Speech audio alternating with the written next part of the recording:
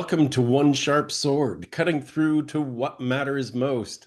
I'm your host, Dr. P, Dr. Wayne Pernell, your host, guide, and coach on this journey. Today, we have an amazing gentleman who he's just such a contributor. He's just given of himself on the road to leadership and in his role in leadership as a he's been in finance. He's contributed meaningfully to some major learning organizations along the way, and every stop he's made a difference, and that's why he's here today. I've got with me Kapil Agrawal, and I just wanted to say welcome, welcome. Thank you so much, Wayne. I'm very glad to be here, and thank you so much for all your kind words. Oh, of course. You've earned those kind words. No, you're based in Northern California near Silicon Valley, and you've been connected with, I don't know how many great institutions along the way.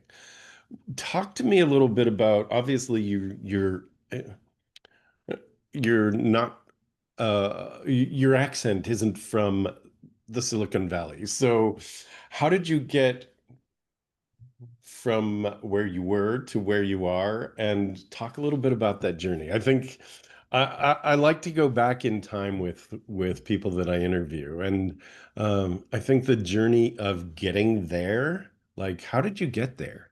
I think that's always kind of fun, kind of interesting. Can you talk a little bit about that? Definitely, Wayne. And this journey has been long, but very, very exciting, and would love to walk you through this journey. Please. I'm born in India in a small town called Chittorgarh, and my dad is an entrepreneur. It's a very, very small town, and my dad is an entrepreneur there. He still runs his own business. Uh, I worked alongside with him during my childhood. And I always had a dream that I want to work alongside with amazing entrepreneurs. And that has been the journey that I've been following for the last many years. I went to one of the premier engineering institute back in India because that's the dream of every Indian parent, either for their kids to be an engineer or a doctor. So I followed that path, really enjoyed that journey because I made some valuable connections and also got to meet a lot of ambitious people. And it was a backbone of what I have done ever since then.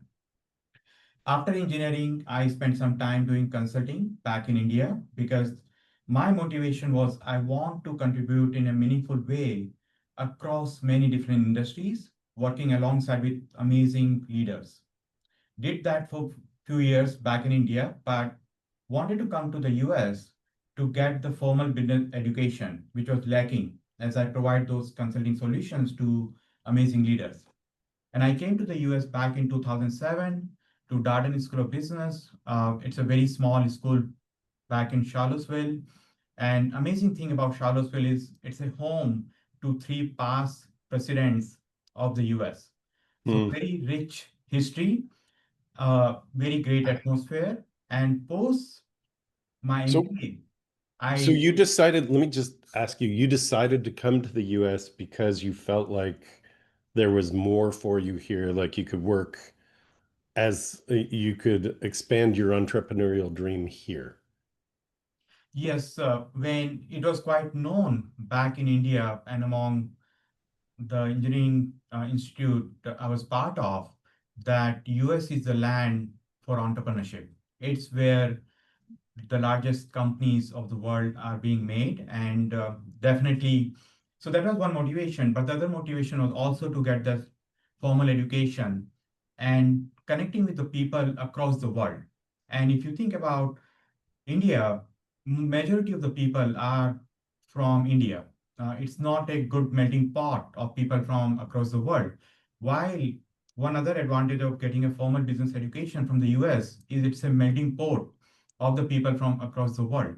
And 30 to 40% of folks in my MBA class were from across different countries, European countries and Asian countries. So it was two or three different motivation, get into the land of opportunity, but also meet different people across the world and get a best possible education that I can get.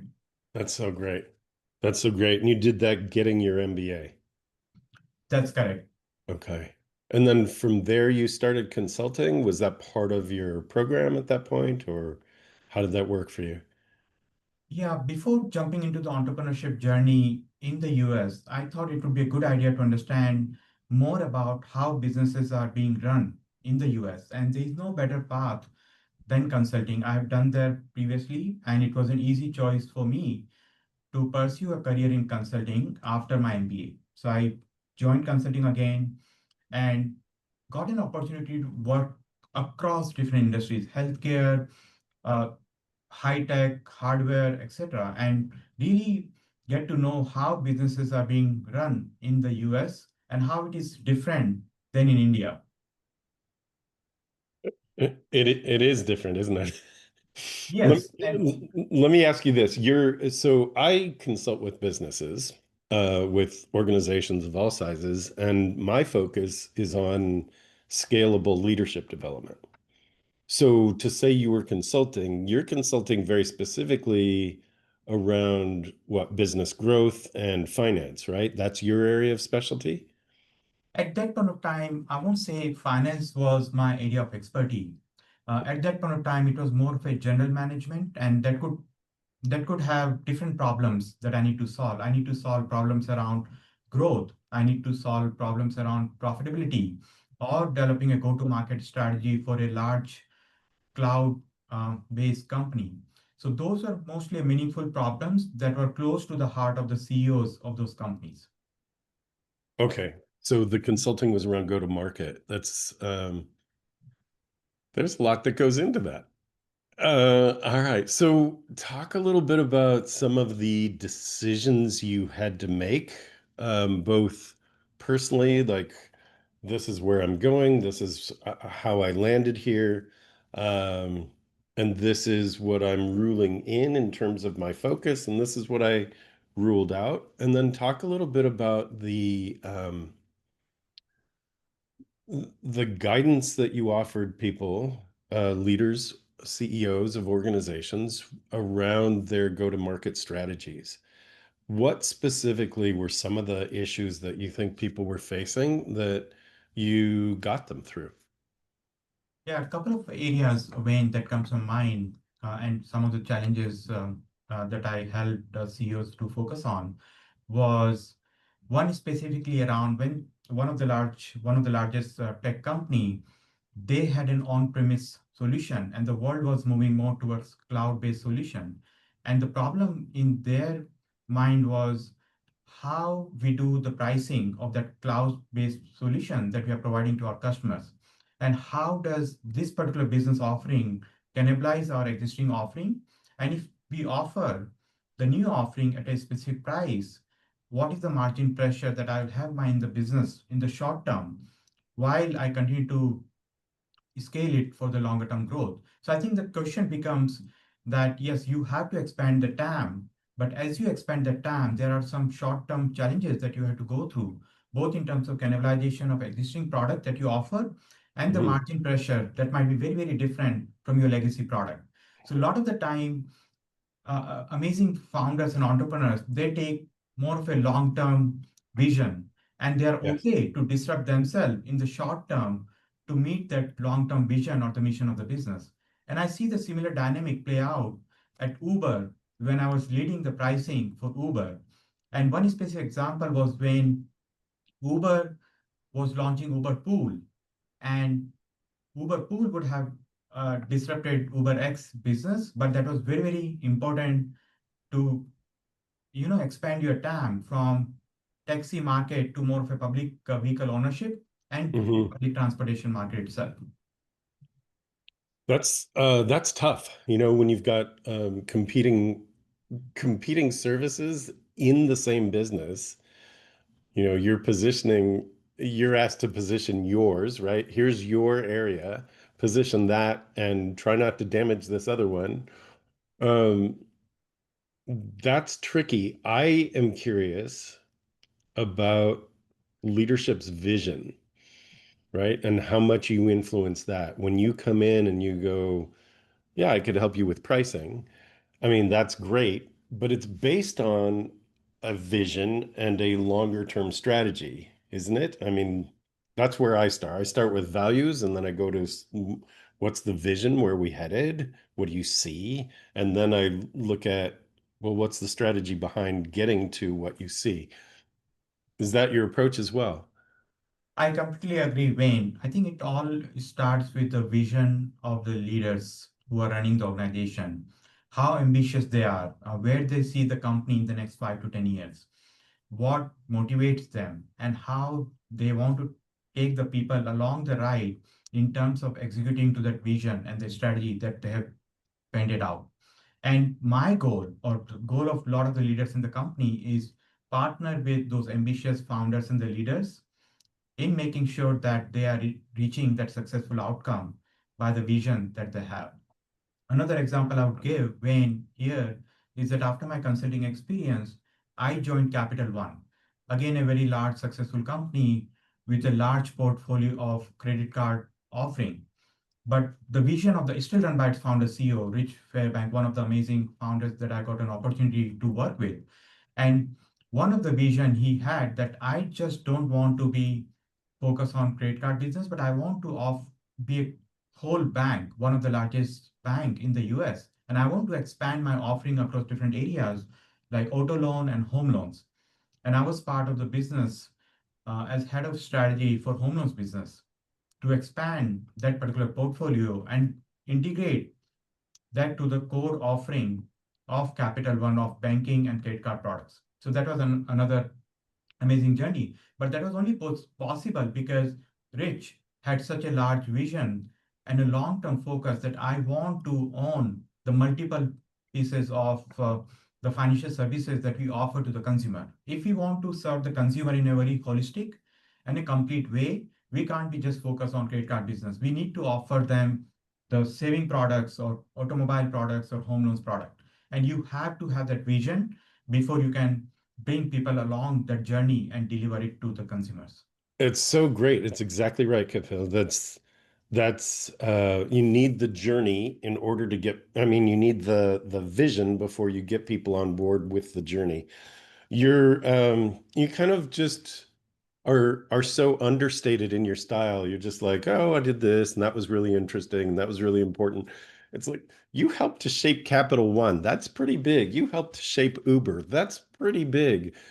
So it's not like, oh, I did a few things along the way. I'm just, sort of this finance guy. It's like, no, no, you've got finance and strategy. And I mean, the whole, when people talk about go-to market, they don't always,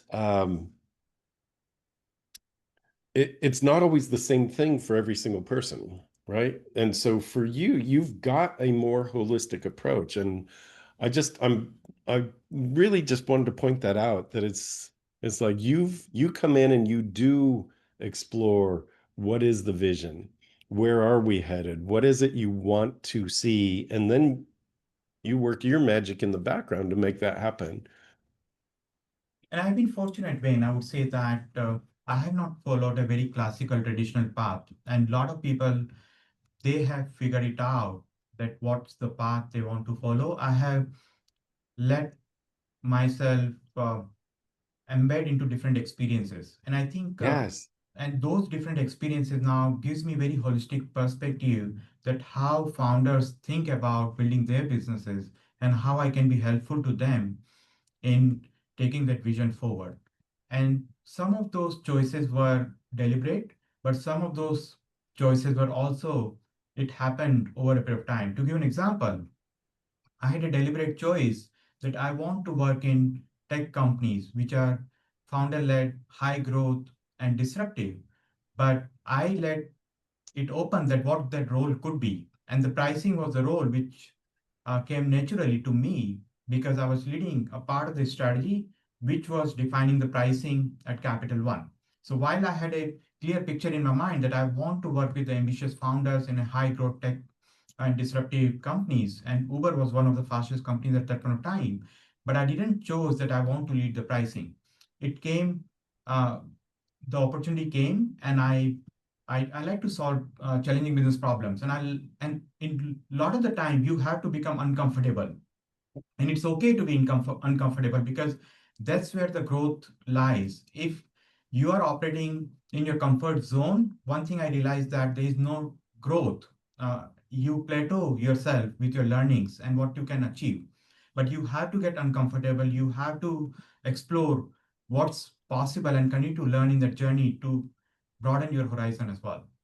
I love this. Okay, so that is definitely worth underscoring big time. It's too easy to live comfortably. And there's some sense of, well, why not be comfortable? Why not just live comfortably? And I have this concept of happily dissatisfied.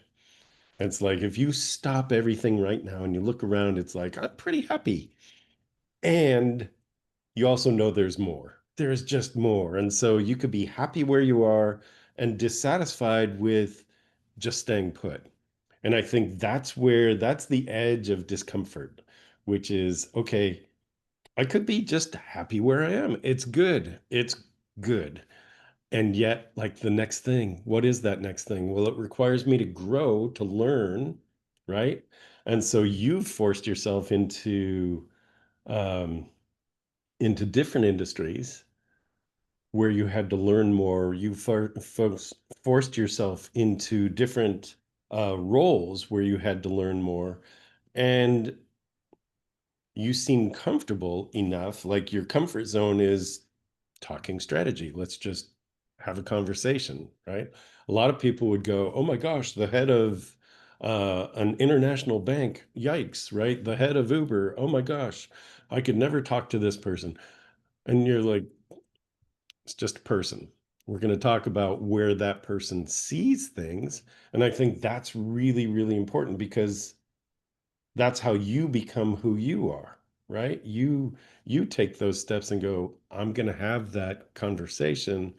I might be over my head a little bit, but not for long. And I think there's a confidence you have too. So um, that also comes from being uncomfortable, right? Working through the discomfort gives you the confidence. Yeah, Wayne, the thing that I have learned, and very similar to the philosophy that you have laid out in terms of happiness versus unsatisfied, the mantra that I have for myself is grateful but ambitious. Grateful for what you have, I but love that. ambitious. Grateful but ambitious. I love that. That's good. And I think other thing I would note, one of the framework that I have noticed over a period of time is leading indicator and the lagging indicator. And what I mean by that is if I'm comfortable right now, it's a leading indicator that the life in front of me will be painful.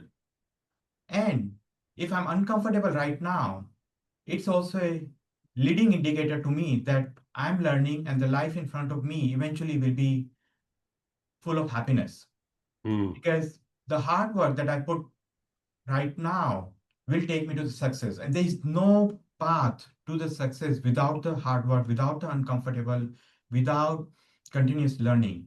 And the good thing about Valley, Wayne, is there's so many amazing people around you that it's hard to get over your head. As you mentioned that, hey, I may be full of confidence and full of is still grounded, but I think the valley teaches you because there's so many amazing stories, so many amazing people around you that yes, you continue to play your part, but still you get humbled with amazing stories around you. So yes, you need to be confident, but it's great to be humble so that you can give away also to other people to help in their journey.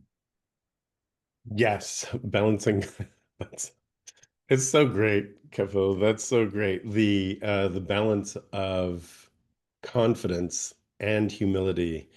And some people do mistake confidence as arrogance. Like I need to be so confident that nobody can touch me. And it's like, the confidence is actually from inside. Like you know that like confidence really comes from knowing you have the ability to figure things out. That's the confidence. I have survived 100% of the days that I've been alive. I've survived. So somehow I got through. And that's the confidence. If you can rely on that, then you don't have to be arrogant. You can live, I believe, engage humbly. I love that. I love that about you. Yeah, no, that's correct, Wayne. And one thing I realized that the confidence is the most important, uh, one of the most important factor for people to lead the organization. I think people are looking for to work with the leaders who are decisive and who are confident and very, very motivated and optimistic about the future of the company. Every company goes through up and down. And one of the goal of the leader is having that optimism and the confidence. And a lot of the time you have to make those decisions with a lot of uncertainty. And that's one thing in the startup world. There is a lot of uncertainty. You don't know what the future holds. You are trying to create that future. And it has not been done that way in the past. So there's a lot of uncertainty. And if the leaders are not confident, then it's hard to provide that optimism or hope to the entire organization. And in that journey, you'll make a lot of wrong decisions. That's okay. I think the if you're not making the decisions, then I think that's a bigger mistake rather than making the wrong decisions. I think I completely agree with you, Wayne, that level of confidence is very, very important for you to lead the organization and drive the organization forward because that's what people are looking for. I think this is great. I've made some notes. I want to just say, so I'm looking over here at my notes. Confidence plus optimism. So I turned it into a formula that you might appreciate. Confidence plus optimism equals good leadership in the face of uncertainty. And I love that. You brought that forward. Like you need that blend of confidence. You need the optimism. And that's what leads you through uncertain times. Fantastic. It does make for good leadership. You know you are bigger than the life you are leading. It really is time to attend to that thing you've wanted to do or have, but you've been putting off. It's time to step into that dream you've parked for someday. It's time to claim true well-being, both personally and professionally, without giving up the success that got you here. It's time to check out Dr. Pernell's signature small group retreat, the Exponential Success Summit. Explore exponentialsuccesssummit.com. Seats are extremely limited as this is a very special small group event. www.exponentialsuccesssummit.com. You also talked about hope, which is a big deal because it is one of the three key ingredients. Psychological safety has been a buzzword topic kind of thing, and I don't know that anybody's defined it really great. I know there are multiple definitions out there. From the literature, what I found is that there are three key components, and one is hope. And if a leader can inspire hope, that's amazing in terms of providing psychological safety. The other thing is to provide really meaningful work. Like what you're doing matters, and for a leader to keep that in front of the people he or she is working with. And then the third thing is to actually acknowledge that people are doing that work, like catch people in that. Talk to me about your role in managing teams and how you have either mirrored or echoed some of that for your own team members. How's that shown up for you? When I think you've touched upon the right points that people care about the mission, people care about the impact that they are making, and they are also looking for the growth in that process. So that's definitely the one pillar of my leadership that provide an opportunity to people to do the amazing work and in that process continue to grow and create a lot of impact. That's one side of it. But the second side of thing that I learned over a period of time, Wayne, is people do business with people. And Hmm. what I mean by that is people are looking for empathetic leaders as well, who listens, who understands, and who have their back. And uh, what it also entails is being very, very transparent, both in the providing the feedback, but also how the things are evolving and what it means for them. So I think there are two or three aspects of it when if I have to carve out. The one is you want to open up doors for the people to give them a meaningful, challenging work and create a path of growth and continuous learning, which allows them to create an impact and grow themselves as a leader itself. So I think one of the biggest aspect of leadership is how you can enable others to become the leaders of the future. That's one. The second thing is having that empathy to understand people at a personal level, because people will have great opportunities and they would like to work only with you compared to other opportunities because they like working with you, because you treat them with respect, you treat them with dignity, you consider them as an equal partner rather than, hey, the person is reporting to me or is part of my team or so. So I think that's also very, very important. And the third thing is build that long-term relationship based on trust and transparency. I think a lot of the time it's again comes to the confidence and the decisiveness.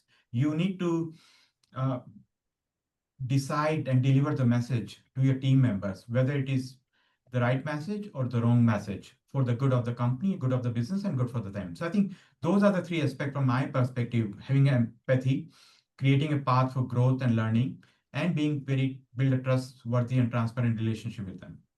I love that. All right. I'm gonna repeat it. It's in slightly different order. Growth. And what you said about that was how can you enable others to become the leaders of the future? And I think that that's really important because I see each of us as a leader, right? And so we're being watched, and how we treat others matters. And that goes to your next point. But I want to hang here for a second, because whether you're a parent or contributing to maybe a school somewhere, or you're leading your own team, I think how you enable others to become the leaders of the future makes a big difference. And then you talked about empathy and, treating others with dignity and respect. And it's so important.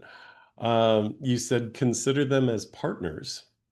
And uh, it's really interesting. I never used the term staff, and I seldom use the word employees. I use the term team members. And when you said consider them as partners, I think that's so great, because you're enlisting their support on a project. You're helping guide them toward a very particular thing.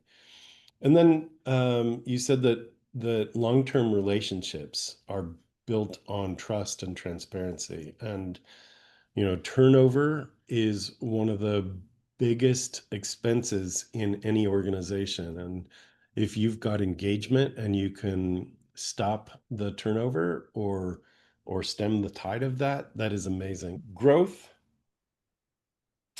building leaders for the future. How do you enable others? Empathy, huge as a foundation. And that is something that you can actually work on. You're not born with it or born without it. You can actually build that. And it starts by listening, which is great. And listening both for what's said as well as for what's not said. Um, I like to I like to say make just one assumption. If you're going to, usually make no assumptions, make one assumption, and that is you might be missing something. So really get curious and ask what you might be missing. And then you talked about long-term relationships with employees and employers and the people on your team. So team members, long-term relationships are based in trust and transparency. And I think all three of those are gigantic. So thanks for sharing that. No, that's great, Gwen. Thank you so much. I think you summarized it much better than I narrated it out. Appreciate it.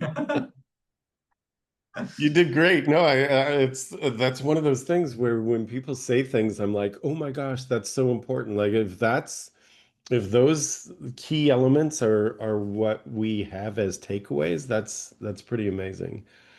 Let's talk a little bit about your journey, if we can. Yes, you've worked with Uber, you've worked with Cap One, you did some work with a school. You're doing some work with a logistics organization. You've got a broad background. And um, I guess my question is, what pushes you to feel like, wow, I could do something differently, or I could do something more, or I could make like, are you contribution driven? Are you keeping your eye on what's next? Are you,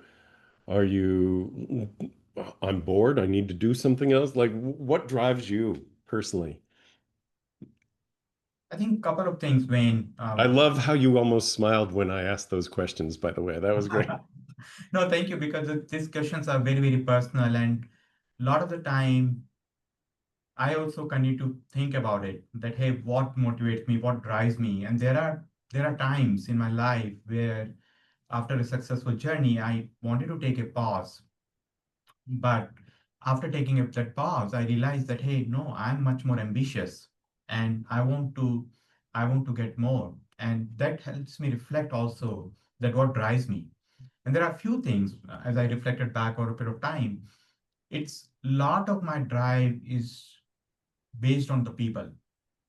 And the people, there are different sets of people who have shaped my journey. So that could be my parents, people who have given me opportunity and who believe in me.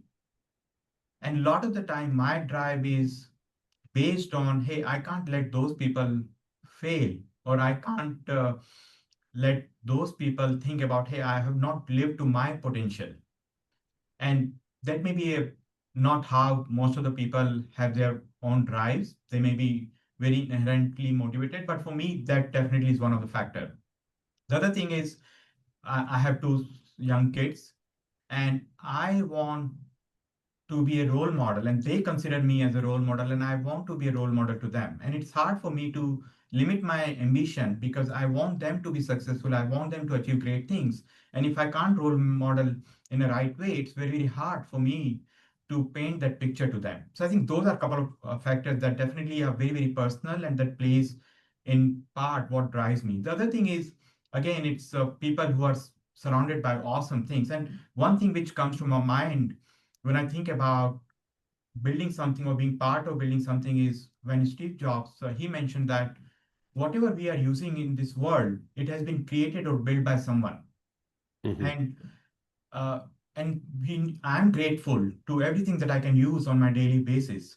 And I want to be pay back of being being grateful of what I have been able to leverage or use for my own benefit. So I think that's the thing that drives me, that hey, I want to make a valuable contribution. The life is limited, and I want to make a valuable contribution before living this life, because I might not have any other life, and the time is also limited. So I think those are some of the factors that drives me, and those continue to also vary depending on different time frame as well. That is so great. All right, so you're talking about legacy, right? How do I make a difference in the world? And each of us we each do that in our own way. I think that, that I will talk about phases or chapters in a person's life. When you're in your 20s, it's a lot of look at me. And when you're in your 30s, it's about stability. And in your 40s, it's about a little more about adventure. And you start to think about legacy.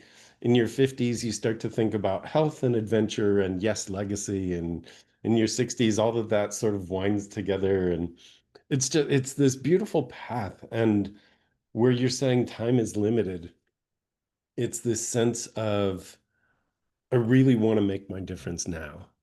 And I think for each of us to reflect on, how do you make your difference? And it could be, I smiled at somebody and they smiled back, and I know I made a difference in that person's life today.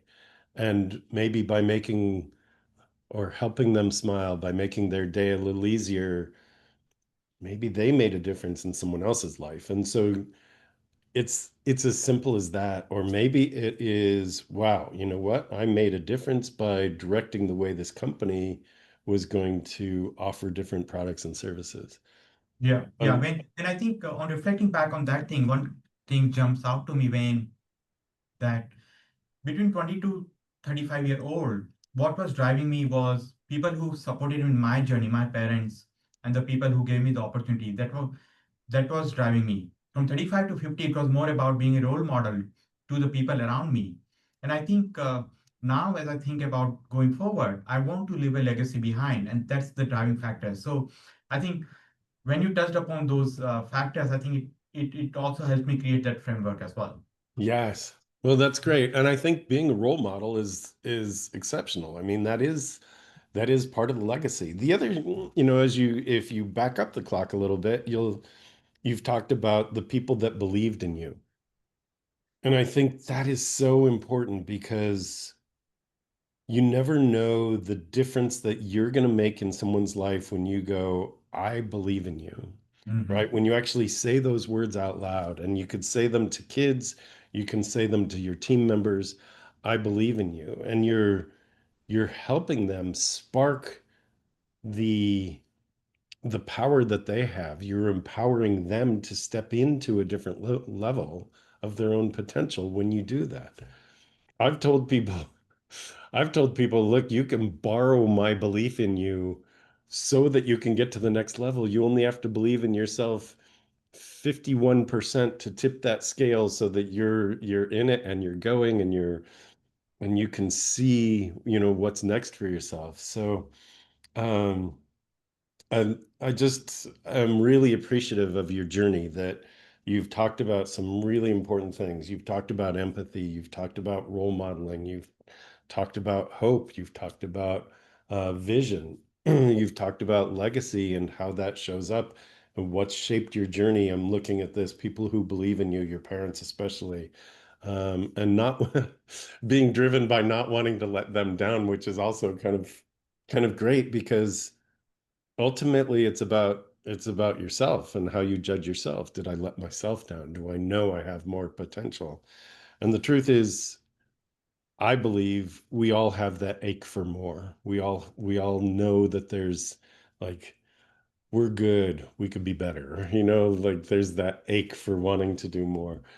I love that you incorporated gratitude in some of the words you said. And, I'm grateful for the things I use for my benefit, was what you said. And you talked about time being limited. And I think there's an urgency to being able to make a difference. I think that's huge too. So, when I interview people, I never know where it's going to go. I'm glad that it went sort of to this philosophical place with you because that's different than, yes, I am the CFO for these organizations. It's like there's a human in there, and I love it.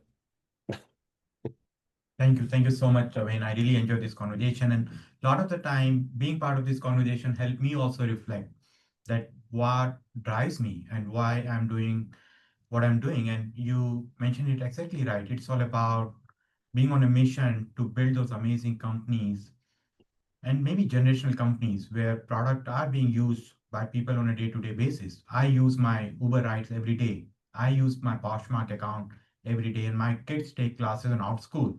And that definitely is a driving factor and motivating factor for me. And sharing this experiences and journey with you has been incredible experience for me as well, Ben. I'm so glad. I'm so glad. This is great. I've talked with leaders from around the world, and um, everybody's different, and the humanity is what ties us all together. It's really kind of beautiful. Anything else that you would like to share, or that I didn't get to ask you that you thought I would or could or should ask you? Anything else that's sort of brewing that you want to share? Yeah, one thing that comes to my mind, Wayne, recently has been believing in yourself. I think that's a very, very important factor.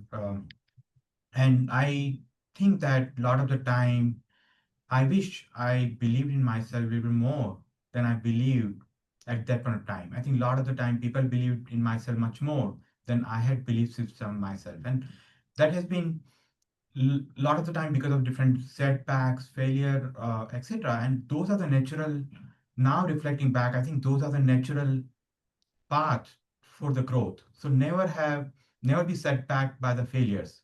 Always believe in yourself and continue to move forward. I think that's one thing I'll give back to my young self and I'll continue to learn that every day as well. That is so powerful. That's just like, it makes me smile. It is so powerful. That's great. I love that. I'm gonna just read it. Believe in yourself. It's a big factor. You said a lot of the times I wish I believed in myself more. And I think that is such a huge reminder that what you said was the setbacks are a natural part of growth. We do have setbacks, and it's not a reflection of our identity, it's a reflection of the journey. And so being able to say, look, look, back to confidence, like your confidence comes from being able to figure things out. And if you know that, wow, this is just a setback, it's just a setback. It doesn't define you. Even if it's a horrible setback, it doesn't define you, right? And so it's coming back to, can you believe in yourself? Can you believe in your ability to figure it out and get through it and actually choose to learn from it versus fight against it, right? So the last thing you said, believe in yourself and continue to move forward. It's pretty powerful. It's pretty powerful. Thank you. Thank you, Ben. All right. Amazing.